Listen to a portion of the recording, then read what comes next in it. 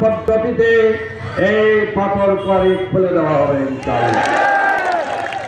এবং এখানে যে আমার অনেক সিএনজি ড্রাইভাররা আছে তারা আমাকে বলেছে তাদের গাড়িতে প্লেট দেয়।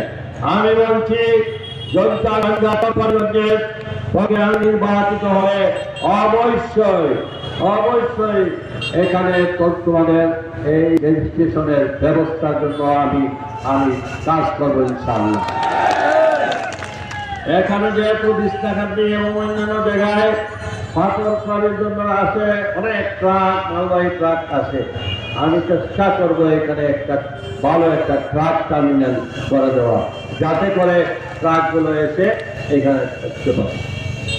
পরবর্তী পরিকল্পনা যেটা রয়েছে এটা সুদূর প্রসারী হতে হবে, কিন্তু এটার কাজ শুরু করতে হবে যে এই এলাকার মানুষের পানির সমস্যা, খাওয়ার পানির সমস্যা। বিভিন্ন ইউনিয়নে গেলে আমাকে মানুষ বলে পানিতে এই শুকনো মৌসুমে আমরা পানি পাচ্ছি না। এই শুকনো মৌসুমে নদী সব শুকিয়ে গেছে।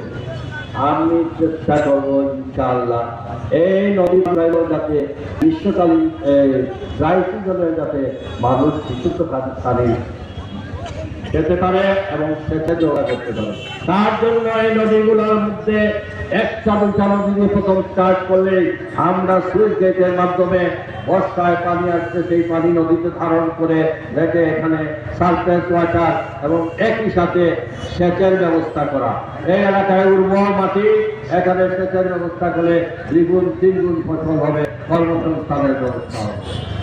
আমি অবশ্যই বিস্তাখান্তি এরপরে থেকে শুরু করে